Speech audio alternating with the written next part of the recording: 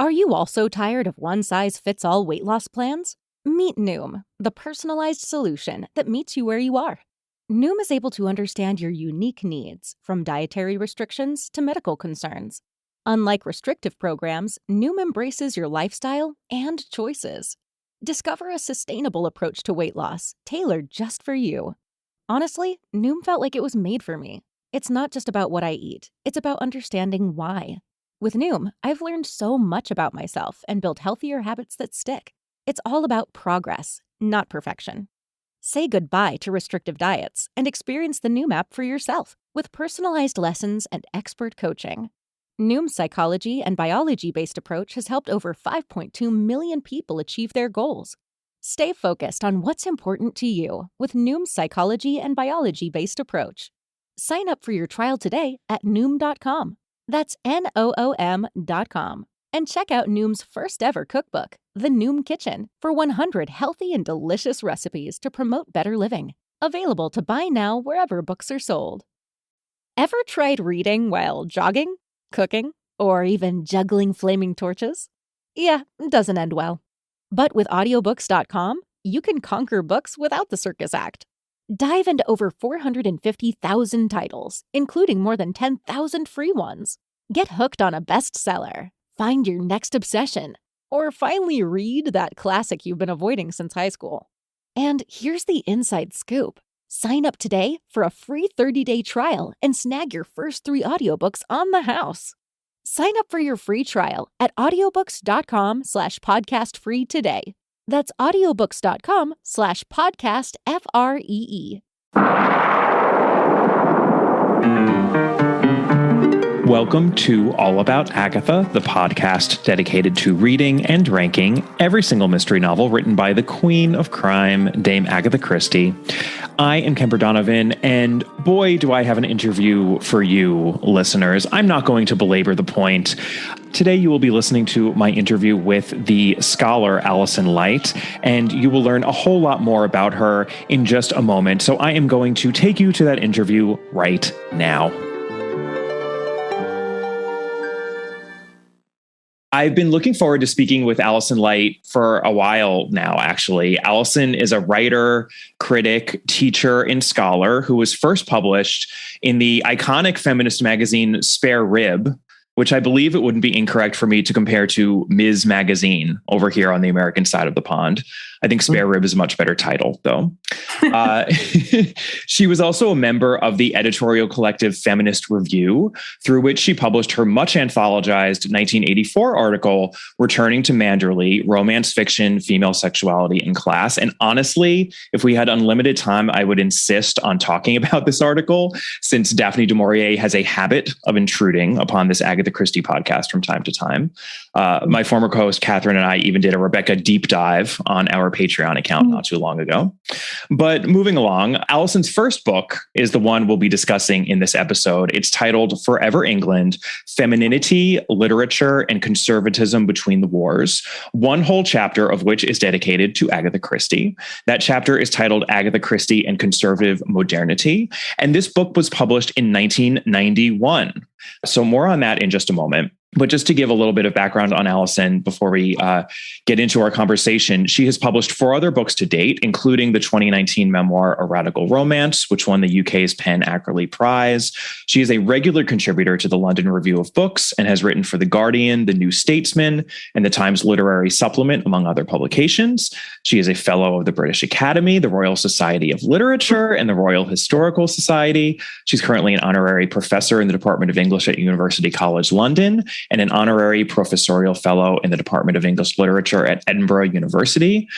She is also a senior research fellow at Pembroke College in Oxford. And I should also mention that Alison's most recent publication is a collection of essays titled Inside History from Popular Fiction to Life Writing, Currently, it's only available in hardcover and it's a bit pricey, but I believe there will be a more reasonably priced paperback coming out soon. And happily, her returning to Manderley piece is part of that collection. I was actually perusing the table of contents, and there were lots of juicy titles that jumped out at me, referencing The Color Purple and Great Expectations, though unquestionably the best of all is A Wolf in Dog's Clothing, Flush. That, of course, is Wolf with 2 O's, since the reference is to Virginia Woolf's Doggy Book, her biography of Elizabeth Barrett Browning's Cocker Spaniel Flush. Christie, of course, wrote a doggy book herself, so I just like to keep tabs on the subgenre of doggy literature. Anyway, I'm very much looking forward to checking out that collection, and I'd like to welcome you, Alison, and thank you for taking the time to chat with me today. Thank you, Kemper. And thanks for that wonderful introduction. It makes me sound thoroughly obnoxious, I think. But I hope to reassure your listeners that I'm not. Accomplished, never obnoxious. English irony, yeah. So I know that I just said I wasn't going to talk about your returning to Manderley article, but you have a great summation in that piece of what I took to be your main point. And I think it might be worthwhile to apply that point to detective fiction, because I think it gets at a lot of what you're saying in Forever England. So bear with me a moment. Here's the quote. That women read romance fiction is, I think, as much a measure of their deep dissatisfaction with heterosexual options as of any desire to be fully identified with the submissive versions of femininity the texts endorse. Romance imagines peace, security, and ease precisely because there is dissension, insecurity, and difficulty. In other words, it's not like women read romance fiction thinking this is the way the world works. They read it because they know this is not the way the world works. So if I just make a few substitutions, I can alter this statement as follows. That people read Agatha Christie is, I think, as much a measure of their deep anxiety over the unknowability of their neighbors and perhaps even their family members, as it is any desire to be fully identified with the stock character types the texts endorse. Christie's fiction imagines clarity, closure, and comeuppance precisely because there is confusion, irresolution, and injustice. Would you agree with my cut and paste job here, cribbing from your essay about romance fiction and applying it to Christie? Yeah, I mean, up to a point. I think that's true of most detective fiction that is, if you like, basically a puzzle, where the detective finds out the truth and establishes it. It's rather like what W.H. Auden said in his famous essay which called The Guilty Vicarage. The order's restored because, in fact, life isn't like that. What I would add to it, Kemper, is that I think there's a very particular moment that Christie's also writing to, which was the sort of British scene, and in particular the English scene, between the wars after the horrors of the First World War, when actually there's a huge amount of social mobility within people who, we would broadly have called middle class here. A lot of people moving around, a lot of incomers into the villages, new housing estates, new suburbs, a lot of building projects. People weren't what they seemed anymore, So I think while it's also true that as a genre, crime fiction of Christie's sort, if there is a sort, does restore that sense of peace and harmony, I think it also spoke, the historian in me wants to say it spoke to a very particular cultural moment.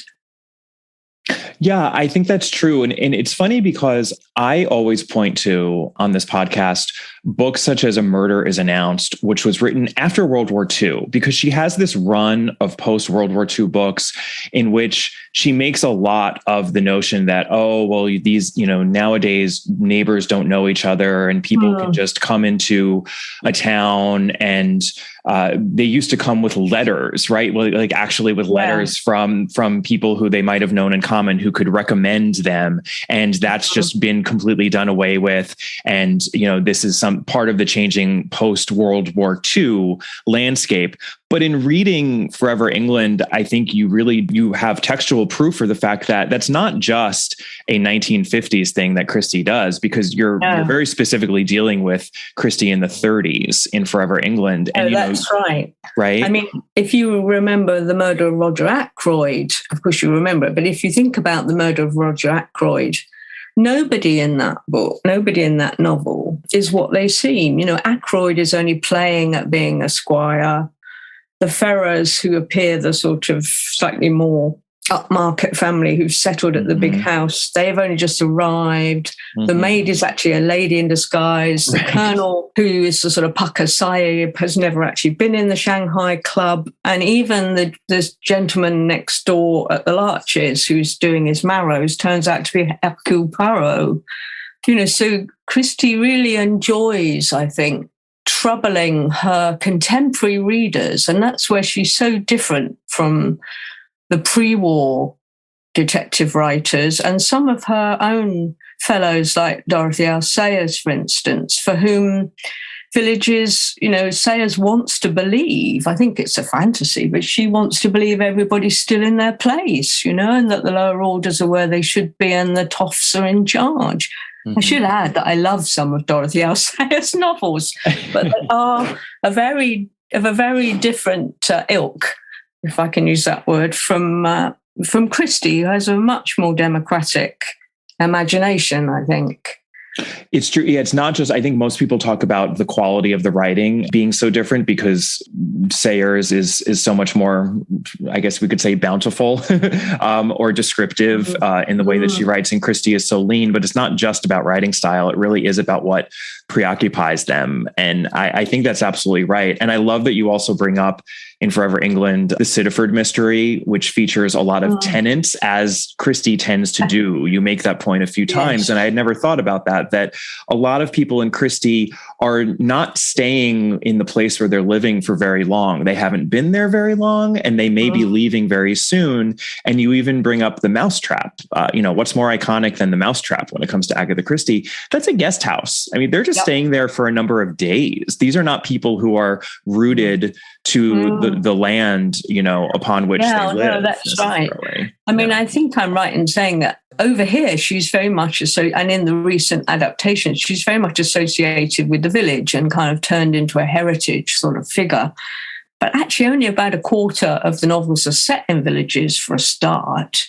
And of course, the great metaphor for her is travel, you know, trains and boats and planes, exotic locations, tourism, and the kind of great expansion of travel for people in the interwar years, which meant that all kinds of people, and not just sort of empire explorers and lone male figures, could get on a plane, you know, from Croydon Airport. So she not only expands the clientele in her novels to include, you know, fairly humble characters like dentists and nurses and receptionists, but also she takes them to places like Baghdad or Mesopotamia. You know, she's not a settled writer. And we know, of course, and I'm sure you've talked about, you know, her own life was one of great unsettlement, particularly through her second husband, Max Malone, who was an archaeologist. Absolutely. And I think I never quite made the connection, but I do think that Christie sets a lot of her novels abroad or on holiday. And the point is not necessarily where these people are. The point is not to explore a foreign land per se. The point is that they are in a temporary setting, right? Like it's another way, I think, right, of placing them in a setting where they're going to leave and where people are on shifting sands, right? And they don't know necessarily who is who and what people's motives are. And that is, you know, part of the point you make in your book is that this is part of being in the middle class, right? The quote unquote middle class, especially in those interwar periods. And she's making a lot of this and doing it in a light and entertaining way, whereas some of the more quote unquote literary authors at the time were doing it in a much heavier and darker way, but doing it nonetheless and, you know, making much of it. I mean, the one thing it has constantly bedeviled us, I think, on this podcast, there are certain times when the fact that I and also my late co-host, Catherine, we are both American and we are talking about a British not just a British and English Yeah. author. And it strikes me that you are actually probably one of the most qualified people to answer this question, because when we talk about middle class in the United States, that is a totally different thing from what middle class means to someone from Britain. So when you speak of the quote unquote middle class in the interwar period, what exactly does that mean? I think it's more helpful to talk about the middle classes for a start. And having been in the States a fair bit, I'm not entirely convinced, that the middle classes don't exist, in the same kind of way, just to put that out there, because I think it's a relationship. I think it's helpful. I mean, the British and the English are always accused of being obsessed with class. And I think it's very important in this particular instance, because I think Christie plays with a lot of that, as you said. So it's not just importing it, as it were, into the text. But I think the thing that defines the middle classes is that they're in the middle. So they dissociate themselves from the lower orders, who would largely be, particularly if you're women, servants, people who look after them, the blue-collar people, you might say. But certainly, Christie's not very interested in those people. She's not condescending or snobbish at all, but she's, they're not that interesting. They're sometimes figures of pathos. But equally, she's not interested in the aristocrats. They don't really feature. And she's not in love with a lord like Dorothy L. Sayers. It's this broad band of people in between. And in terms of defining it, how many heads has the Hydra got? It's almost impossible, in that it's to do with notions of respectability and of, in some cases, the older professions, doctors, clergymen, lawyers, and so on, which were rapidly being replaced in Britain in this period after the First World War and before, by new occupations, and by women going into jobs, by the expansion of business. Businessmen crop up in her novels, different kinds of respectability that, the older English weren't so secure around. And she's able to play with that and manipulate those anxieties. Is this person what they seem? And I think one of the great things about the English middle classes, I've spent my life trying to understand who the hell they are. It was in a way where Forever England came from. It was me trying to make sense of people's assumptions and habits. There's a kind of Anglicanism that was very mystifying to me, which is a sort of conservatism with a small c, where you don't rock the boat too much. A sort of reticence and reserve, which was coming, as I did, from a very loud working class family, was very alien. I learned not to speak so loud. It's probably why I loved Americans. They always made me feel normal. So there were lots of different ways in which you could define it. But I guess for our purposes, one of the most important things is that it's a heterogeneous group of people who all think that they're not working class and they're not aristocrats, and they're constantly policing their own boundaries. They're constantly worried about their own respectability.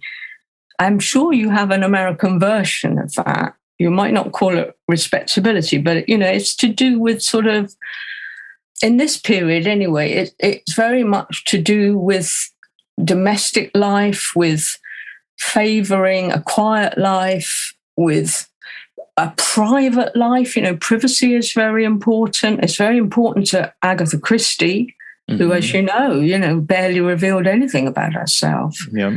The whole notion of a life that sort of looks inward, that wants peace and quiet, that's a very English notion, I think, very much of this period.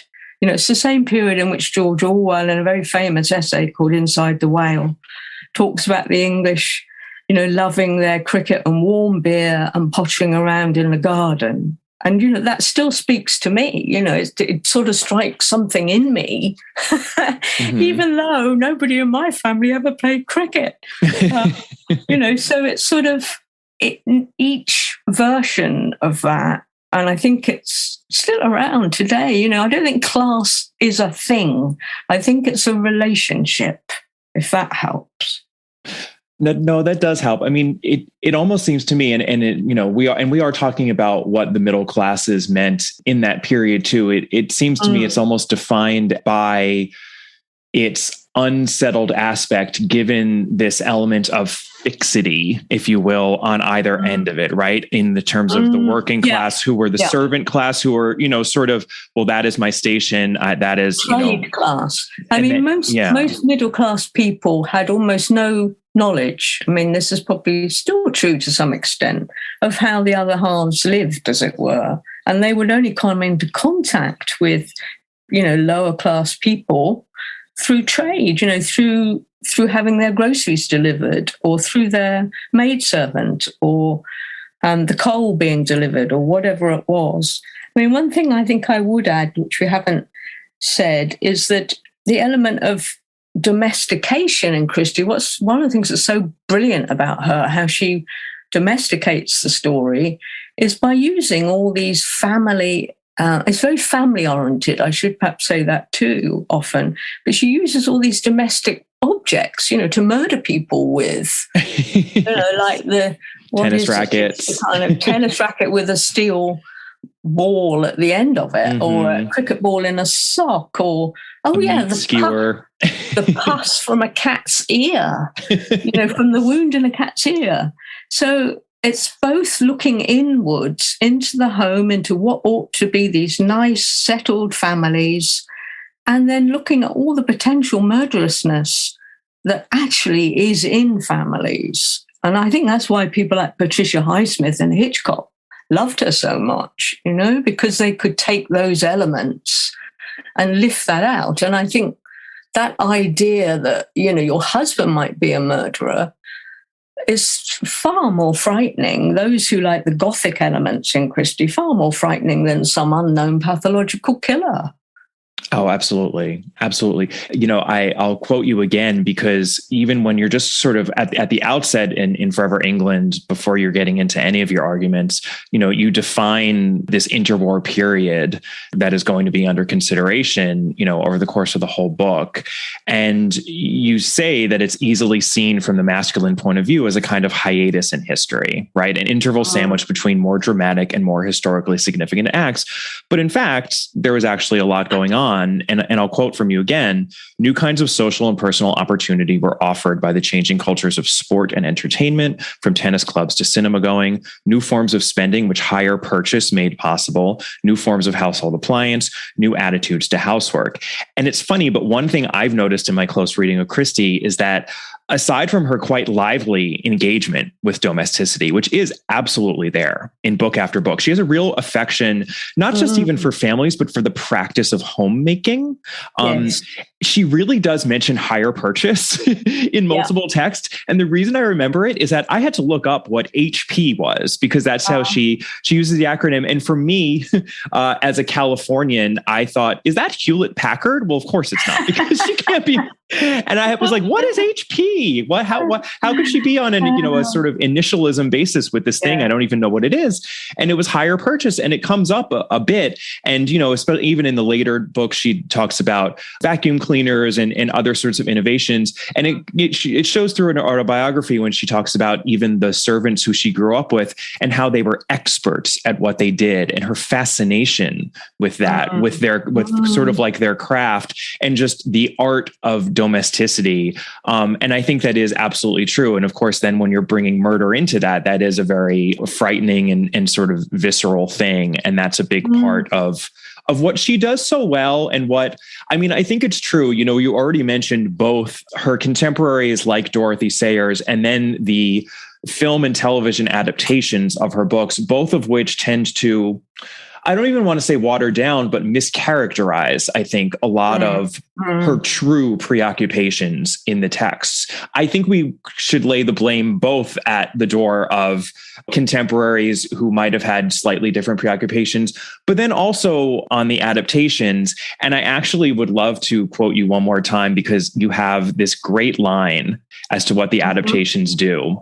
And I'll be brief, because I've also made this point approximately 1 billion times on the podcast about the fact that the adaptations have compressed Christie's I've got oeuvre. so many things I want to say. I can't get a word in edgeways. Carry on. Sorry.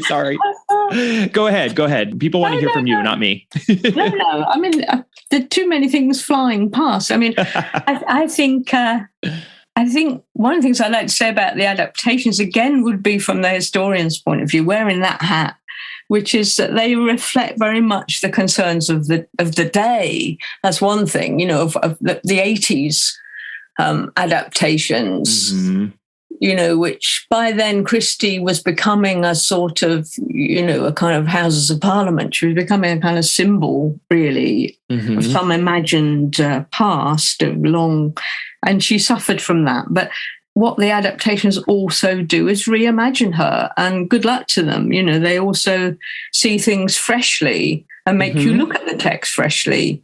There's a positive side to that. But one of the things they all do is turn her into pictures. And that brings with it, so many different ways of thinking and seeing. I mean, I started off thinking about her books as what I called the literature of convalescence after the very bloody experiences of the First War, when people really didn't want to read about violence. And, this was the era for the British of the crossword puzzle and the jigsaw, all these things were invented then. And I think probably by Americans and then brought over. But it's like, reading a Christie novel, which can be is a very pleasurable rather than usually an upsetting experience, although there are exceptions. But generally, the pleasure of it is a kind of figuring out, is a distance to some extent from the violence. You don't feel upset by the violence. That's not what they're doing. I think once you start to film and make television programs, you've got a bit of a problem because the camera's already a distance. And, as you know, television and film, anything visual has to keep it visually interesting. So inevitably you're substituting pictures that, you're putting in pictures that aren't there in the text, like country houses, which are not described in any detail at all in Christie's fiction. She's not interested in them. But you get a fair bit of property porn in the adaptations. But equally, I think the new adaptations by Sarah Phelps, they play up the Gothic elements, I think, in Christie, which are there. But what they can't do is the humour. And one of the great delights of Christie, I think, is the pleasure and the playfulness. And that belongs, again, very much to her period. I was thinking, only today, actually, I first read Agatha Christie when I was about 13 or 14, and I was being very bullied at school. I was having a rotten time, and my mum was in hospital, and I discovered Christie. And at the same time, I discovered P.G. Wodehouse, who wrote the Jeeves novels, and Christie and Wodehouse were mutual fans. They both liked each other's work. And it was for the escape, if you like, into these wonderful, complex, but not ultimately threatening puzzles, that I valued the books, but also for the kind of celebration of ordinary life which she offered with her characters. So I think that's also sort of its time. And I think there's a lot more impatience now with the fun side of Christie. She started off with a lot more of that kind of 20s fizz than perhaps we can deal with now. They're shown as much darker. I mean, I think someone like David Suchet in the Poirot adaptations just always managed to keep that edge of parody and self-mocking that's there in the Poirot novels. He managed to keep that alive without going too far with it, and did it beautifully, actually.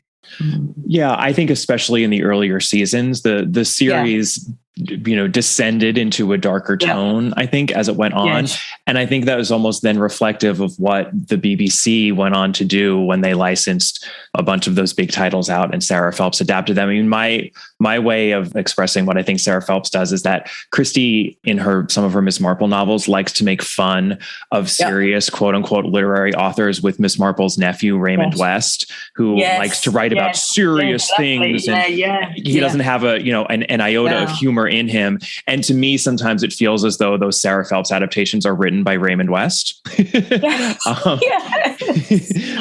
I think Christie would probably roll that wonderful self-parody, the novelist, what's her name? Ariadne Oliver. Yeah, exactly. Who's always eating apples like Christie did.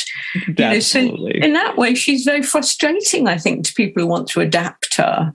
I mean, that's the other problem with, say, like the film of Murder on the Orient Express, because, as you said, the point, in a way, of putting them all on the train is that they could be anywhere. Mm-hmm. It's a closed circle. It could be a hotel. With the door, it's a locked crime murderer. And what you discover, and I can't think there's anybody out there who hasn't read or seen Murder on the Orient Express, is that the people who appear strangers are related. And that, that's a common theme in Christie. But what the film has to do is play up all the foreignness, and it distracts you actually from the plot, which ends up, much as I have enjoyed the different films, the plot ends up looking a bit preposterous, whereas when you're reading it, it doesn't feel like that. Absolutely. By the way, the line in your book when you're talking about the adaptations, and this is a book written in 1991, so I think mainly you're responding to the BBC's Joan Hickson adaptations at that point, but you say that they're responsible for homogenizing half a century of novels into a timeless mulch. I just love the phrase a timeless mulch, because I think it's so perfect, because a mulch is not the worst thing ever. I mean, a mulch can support quite a bit of life, right? But it's still a mulch. Yes, and I should add that I still think Joan Hickson is the best Miss Marple ever. I think she really always did capture both the steeliness and the deceptively kind of flutteriness, if that's a word, the deceptive spinstery flutteriness of Miss Marple. But, she has that look. She convinces you that she's an intellect, which is a very hard thing for people playing dotty old ladies to do. Yes. So, I do feel she achieved something despite some of the less admirable moments in the adaptations. Agreed. Yeah, those adaptations are not perfect. It's eye-opening watching them from a distance, because their production quality issues. And then even as you say, and you had written this article around the time I think Forever England was published, and talking about the Nemesis adaptation in particular. And we just recently covered Nemesis, but the way that they do this sort of English heritage thing, and they focus on the houses, and they even set a murder that takes place outside, and quite infamously and a bit ridiculously on, of a rolling boulder down a hilltop, that's turned into literally a bust of Shakespeare in a library. And, just the tethering of the story to country houses and old England and whatnot that series sometimes did, which didn't necessarily always service the story. But, and yet, amazingly, having rewatched some of those, Christie transcends that, because the plots are still good enough, surprising enough, and she's still free enough of a lot of the snobbery that, you find in other detective writers, and indeed the kind of aggression that you get in the hard-boiled school. There's enough there, I think. Like all very good writers, and I think she was a very good writer. Obviously, she doesn't need me to say it, but, she can be done a million ways. She can be reread, and she'll no doubt go on being reversioned and reimagined, for the rest of our lifetimes. I can't see that stopping. And it's very interesting what people find in her.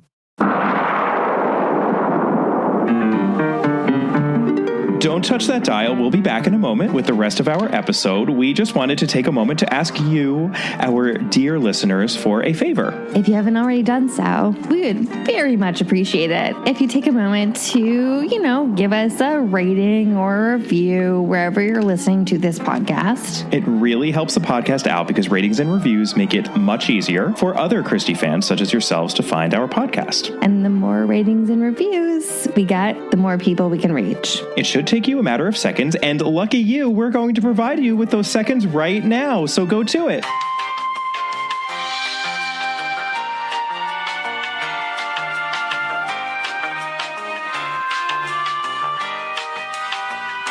Thank you so much. And now, back to our regularly scheduled programming.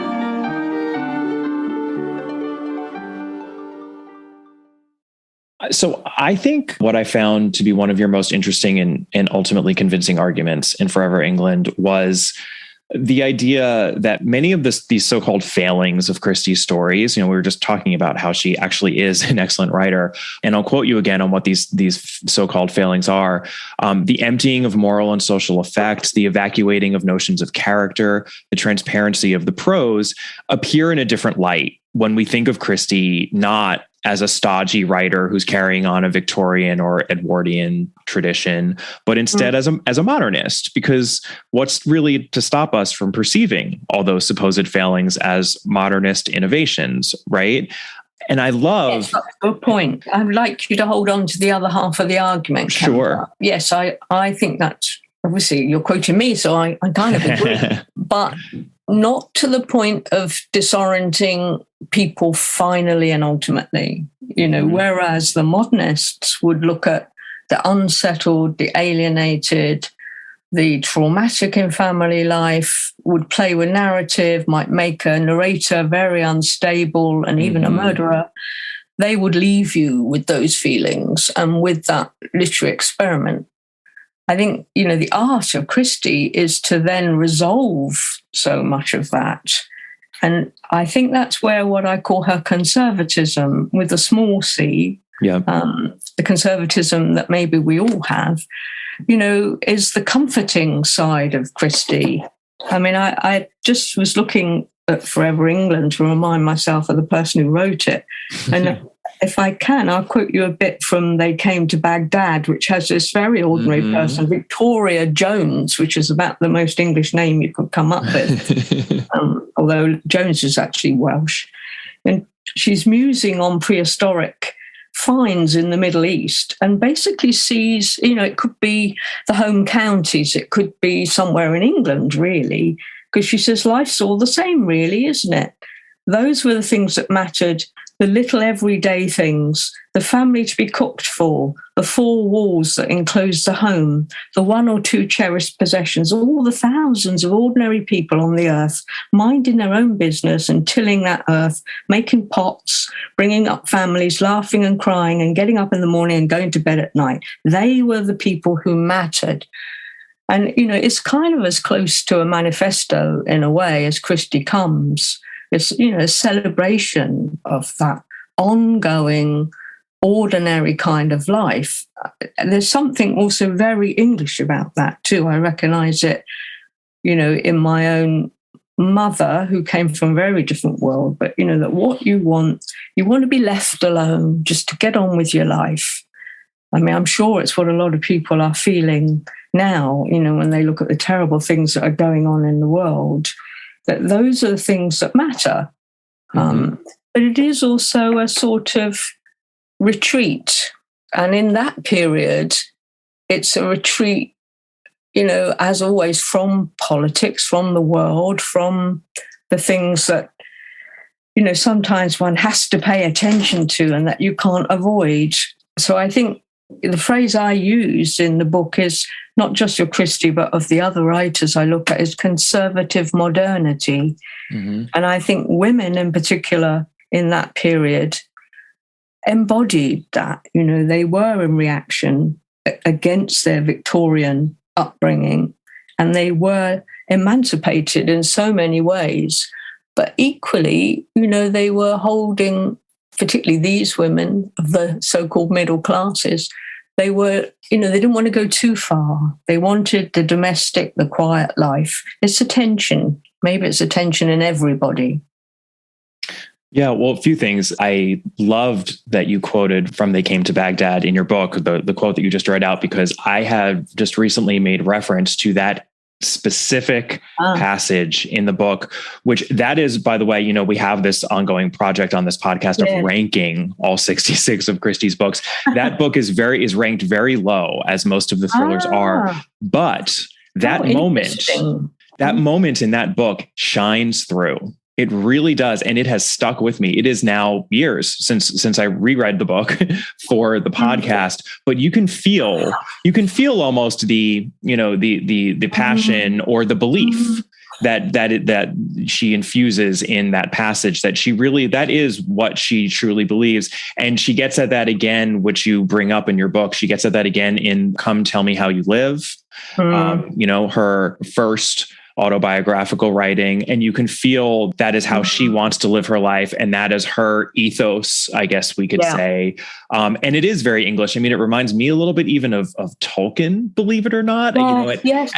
Right? Yeah. At the end of Lord of the Rings, this huge adventure, and then he just goes home. Go back to the little hobbit home. And that's what everything is worth. And by the way, Tolkien is almost an exact contemporary of Christie, because I had that thought as I was preparing for this. And I was like, when was Tolkien around? It was like 1892 to 1973. Christie's 1890 to 1976. Both very English. Very English in a particular, because, without wanting to put on boots and stamp all over this, there's so many people for whom that wasn't possible in Christie's England, let alone in other countries that the British were, of course, dominating still or attempting to hold on to. But this is 1951, I think, they came to Baghdad. So it's after the war, after the Second War, I should say. 1945 was the great spirit of change in Britain, the beginning of a welfare state, of the National Health Service, of the working classes, getting a say, if you like, in national life. So it's a wonderful, moving statement, but it's also quite backward looking by that time, if I can say that. It doesn't make me like it less, but it makes me, I feel the tug of it, and I think, what is it about the English? Here we are, I'm sitting here in one of those typical, what you would call a row house and we call a terrace street. You see them all over Britain. I grew up in one. I've lived in so many because it was the most common form of 19th century houses. And we all love our individual houses, and we all love kind of the domesticity. And it's something that's very, it's not our contemporaries in France and Germany live very happily in apartments, but the British still hate all of that, to a certain extent. Well, you need your gardens, right? The British need gardens. That's the other thing, gardens, yes. I mean, my husband, whose parents were Irish and both gone now, but, when we go over to Ireland, I'm always amazed, as I am in the US, by the lack of gardens. You sort of sit your houses in these big open spaces. And I think, how can you bear it? Why haven't you got a fence? So it's that's what I call conservatism with a small c. Everything fenced off and inward looking. Right. That's the other side of it, psychologically, if you like. And what she does is unsettle that for her readers and open that out, and then, of course, close it down again at the end. Right. And I have so much appreciation for that, because I think there's a deft touch there to what she's doing, and a lot of nuance. I mean, I love the example that you bring up for how she does a little bit of this unsettling. And I think this is revealing as to the conservative modernity that you're talking about, that Christie exemplifies. You make the point that Christie has her sidekick Hastings, right? And Hastings is a stooge. Yeah. But this is a slight tweak of the Watson Sherlock Holmes model, because even though Sherlock Holmes teases Watson from time to time, but Watson is really a stand-in for the reader, whereas Christie is asking us to mock Hastings. And what is more modern than mocking, right? So it laces the books with irony, and she does this from right out the gate, right in Styles. And like that's the kind of, this is not James Joyce writing in 18 languages, being, you know, like just sort of throwing us head first into what the abyss of, oh my God, what am I reading? This is a much more gentle sort of, you know, modern, conservative modernity. Those are the sorts of things that she's doing. And I think you get to a certain extent, you get so much farther and you have such a wider reach when you're doing things like that, but you're getting at some of the same things that the modernists were doing, just in a much more bombastic way. Well, I wouldn't use the word bombastic, because I wouldn't want to live without Kafka and Thomas Mann and Virginia Woolf. Let's not pit them against each other, because one of the problems I had when this became my PhD, although my doctorate, although I started off working on contemporary women's writing and then ended up going backwards in time. But one of the problems was precisely that, that literary criticism was divided up. There was either high culture, which could be analysed and criticised and taken seriously, or this other stuff. And it seems such a withered kind of way of thinking about a culture as a whole. And, you wouldn't look at Elizabethan culture or other periods in your own history without looking across the whole range of things that human beings could create and produce. Everything, from a quilt to a painting. So I guess I would resist pitting them against each other, but you're right that she has a very deft touch, and she learnt very quickly, which I think I say, not to patronize her reader. She was very good at not expressing prejudices, and often giving some of the most obnoxious prejudices. Some of the racist remarks that are in the book are given to really unpleasant people. They're not the narrator. And generally, the foreigners are not the murderers. And I believe I'm right in saying that no servant is ever a murderer, which isn't true, of Dorothy L. Sayers or Marjorie Allingham, that she has a very, from the beginning, from the get-go, she has this real sense of her reader as someone to respect. And I think that's also what's carried her through beyond her moment, which was a long moment, but, into another 50 or 60 years, way beyond that, Yeah, there is a Miss Marple short story that takes place exclusively among the working classes. So the murderer in that one is working class, but because you do make that statement in your book and Forever England. Which one is that? Which one is it? It's called Death by Drowning. And it's an outlier of a piece. It's within the 13 Problems collection, and it's very much an outlier, both as to form and even the fact that it's entirely among the working classes. But I believe you're right. Yeah, I mean, she certainly features servants as important characters. We always talk about don't underestimate the help. That's kind of a Christie precept when you're breaking down these puzzles. But at the end of it, it's not that one of the servant classes is actually the murderer. I believe that's true. I'll have to think more about that, but that is very interesting. And I also love the comparison you make in your book to not just Christie and P.G. Wodehouse, but Christie and Noel Coward in that way. Yes. Because that was also what he was able to do. And that is such an apt comparison, because I think if you do read Christie closely, you can absolutely see the ways in which they are very similar. Soulmates. Yeah, soulmates. Yeah. I was going to say soul sisters, but I could soul siblings. Yes. Well, they both capture that lightness really, and that love of youth, which I think kind of infuses the 20s and into the 30s to some extent. I mean, like in Private Lives, when one of the characters, Elliot, declaims, let's be superficial. That's what we want. We don't want to be stuffy old Victorians. We want to have fun. We want to kick up our heels. I think the kind of comedies that were doing the rounds in the West End in London in the period were things that spoke to Christie, even though she didn't write in that style. But, she gathered something of it, I think. And she experimented too, right? Like any modernist, you talk about the fact that as you're reading through the mixed bag of books from the 1920s, the thrillers, the short stories, and the puzzle mysteries that she does, you can see that she's experimenting with form, thinking, okay, what am I good at? What is going to be, and also that, as with all writers, the process of doing that experimenting is how she discovers what she's good at, and what works, what's new, what her own take is, because there are so many hangovers, as you say, in the early books, some of which are really atrocious, in Mysterious Affair at Styles.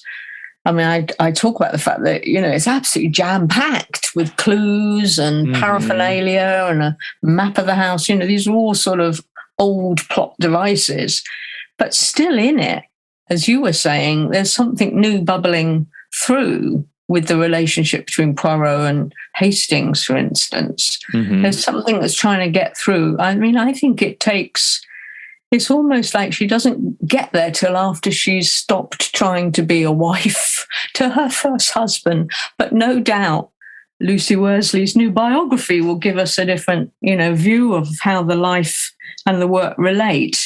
Most of my biographical comments in Forever England are in the footnotes, I noticed. Yes.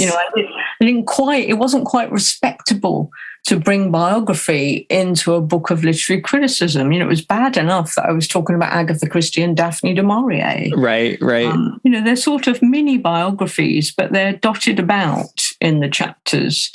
So I look forward to seeing those related a bit more firmly and intimately. We've gotten more comfortable, I think, with inserting biographical analysis into literary analysis. That's and not really reducing it to that. You can. I think you can use it. You just have to use it intelligently. And because it is important and illuminating, but it's not. It's obviously not everything. No one wants to be reduced to their life circumstances, especially when they're a writer. That's usually why they're writing in the first place, right? Yeah. And Christie worked very hard to keep herself out of, in a way, not to reveal herself. I mean, as you know, the autobiography is one of the most unrevealing autobiographies that's possible to write, really. Oh, my God. And Come Tell Me How You Live as well. I mean, they're both just so closed off as to... Yeah. You do right. I defy anyone now to enjoy the Big Four, which I appreciated, because the Big Four is our second lowest ranked book. And actually our lowest is The Secret of Chimneys, which is another 20s thriller. So well, but she's an apprentice. If anybody listening is a writer or has written poems in their youth, you probably don't want them to be, to be taken as the very first things you've written, to be taken as, your kind of your best work. She's learning and she's inventing. I mean, that's the other thing that is easy to forget because we look back with hindsight. She actually invents a way of doing this. Really, there isn't anybody else like her writing in that manner. So, someone like Sayers, Allingham, hundreds of other detective writers in the period, they're all much more recognizably alike in the things they do. I agreed. And I think that it's why Christie's lasted, because she was doing something different and something particular, something unique, but it also makes her very difficult to evaluate. And it's why my co-host Catherine and why we started this project in the first place, because she's tricky to evaluate as a writer. And it really is because of this conservative modernity, I think, because if you evaluate her purely along naturalistic lines, right, as a Victorian or Edwardian writer who's just fully grounded in creating realist literature, well, then she's a failure. She's a total failure, because that's not what she's doing. But, if you evaluate her along entirely modernistic or God help us, postmodern lines, that's a failure too, because she's doing something different while pulling from those traditions as well. So that's why I think, we do have categories such as characterization and evocation of setting, because she is doing those traditional things, but then she's also doing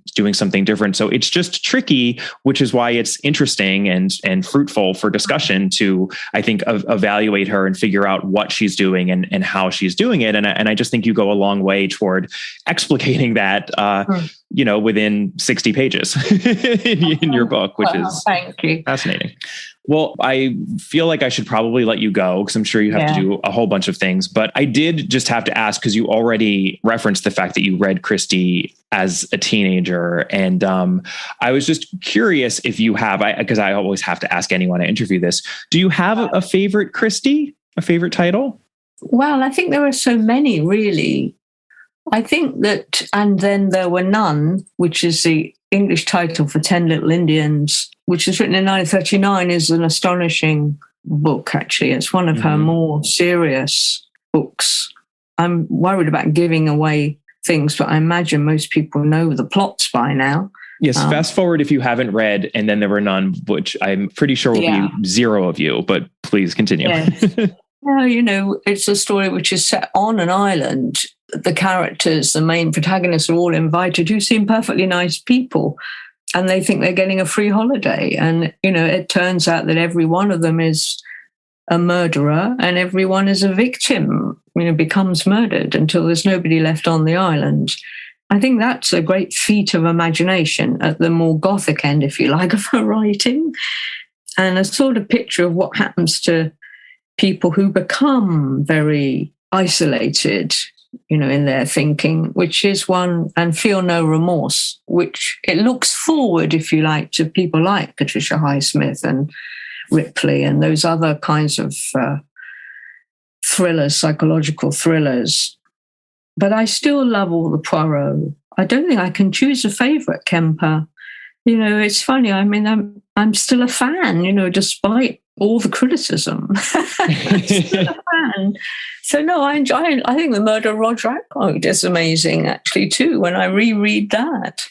And I have a soft spot for one or two of the Marples, like at Bertram's Hotel, which is another one which is wholly about England as a kind of facade. Artifice, really. Yeah, absolutely. Yeah, no, and I think you make the point, And Then There Were None is almost like the pinnacle of that anxiety, right, within the middle classes and the uncertainty over who we are and what's going to happen, because it does not end well, as we all know. But I think, has it actually been filmed? I think it's probably very difficult to film for that reason. Oh, And Then There Were None has been filmed a number of times. Yeah. Right. But and actually the more recent BBC Sarah Phelps version, I think that's one of the more successful of the Sarah Phelps.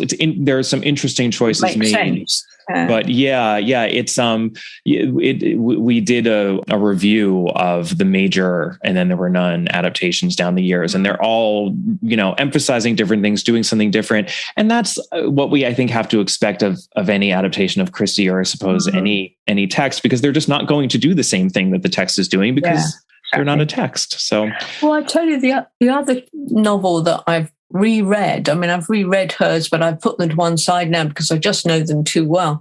But I think the ABC Murders is a favorite.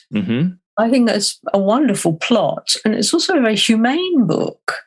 It's her at her most open-minded, really, too, about the sordid shopkeeper murder.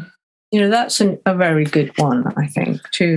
I think you say that it excels at Graham Greenish seediness in Forever England, which is so true. And I believe you quote the passage, which is very affecting, when they're looking at the belongings of Alice Asher, who is the shopwoman, and Poirot says, poor woman, pauvre femme, right? That's his. And you say one could only imagine what Lord Peter Wimsey would have had to say about, because it would have been very different. That just sort of shows up the differences, I think, between Sayers and Christie. It's illuminating, but well, we must stop. Yes, we should stop. And I was going to force you to choose between Poirot and Marple, but you've, I think, sort of anticipated that question. No, I don't think I will. I don't think you will, and I don't think you have to. You certainly focus more on Poirot in Forever England, but that's really because you're focusing on the 30s, and as we know, she didn't write as much Marple then. But we could obviously cover so much more because you cover so much more in your book. But I think we'll leave it there, and I would encourage any interested listeners to check out both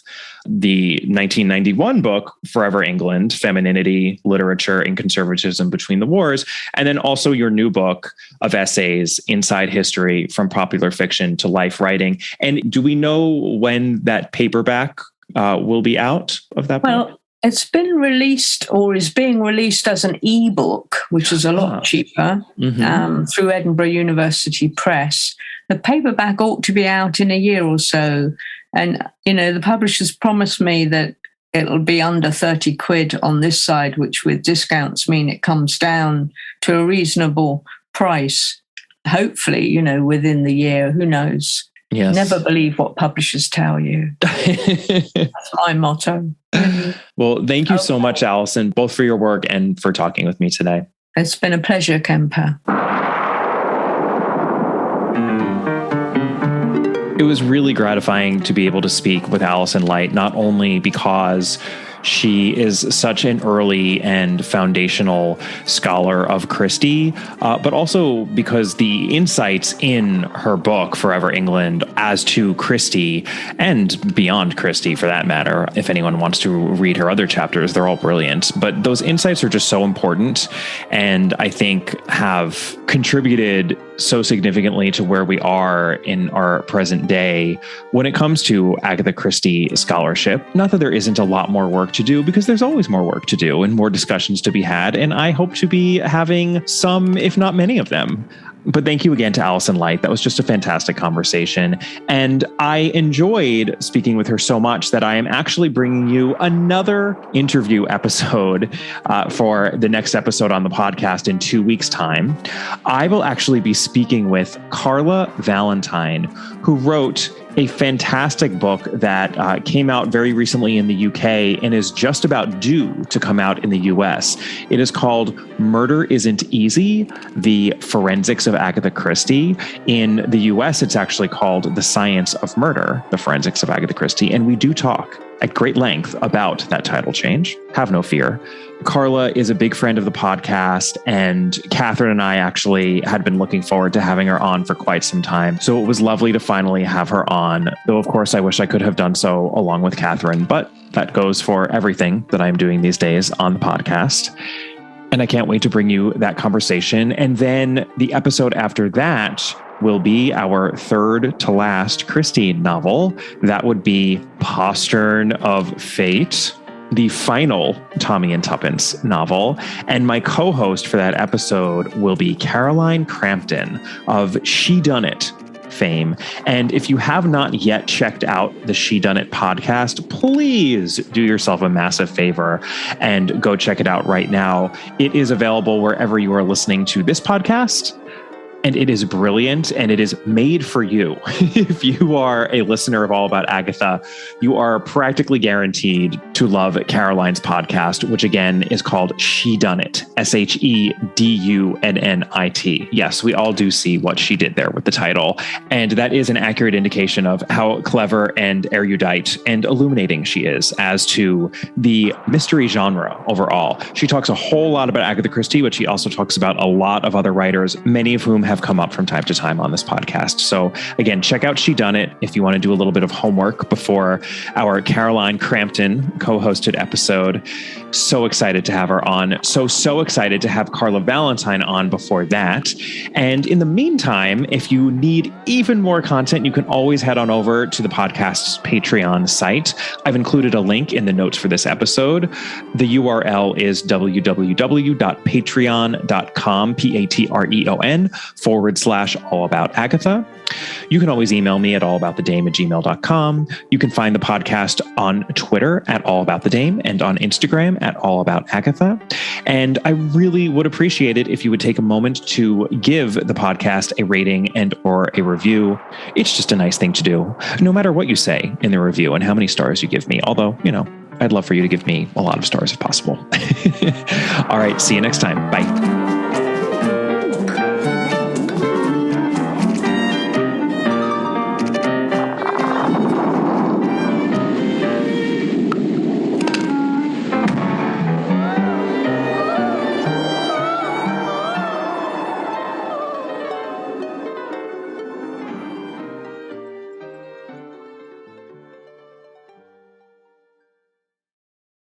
Whether you're looking to build a website for your business, your hobby, your podcast, or just for fun, Pair Networks is your go-to web hosting partner. Not only do we have the lowest domain price in the industry, starting at just $11, we've got hundreds of stunning website templates to help you stand out from the crowd. You're not a techie? Not a problem. With our easy DIY site builders, you can launch your impressive website without any technical know-how. And when it comes to security and updates, don't worry, we've got you covered. Our 24/7 US-based customer support is the best in the industry. Check out pair.com today to learn more. PAIR.com. You love podcasts, the stories, the laughs, the unexpected turns. But when this episode ends, the silence starts. Not anymore. Audiobooks.com turns that silence into your next great adventure. With over 450,000 titles, from bestsellers to hidden gems, your love for listening just found its new best friend. And because you already know the joy of audio, we're giving you 3 free audiobooks to start your journey. Imagine your favorite podcast, now with unlimited episodes. That's audiobooks.com. Keep the story going. Sign up for your free trial at audiobooks.com/podcastfree today. Because for podcast lovers like you, the end of an episode is just the beginning. That's audiobooks.com/podcastfree.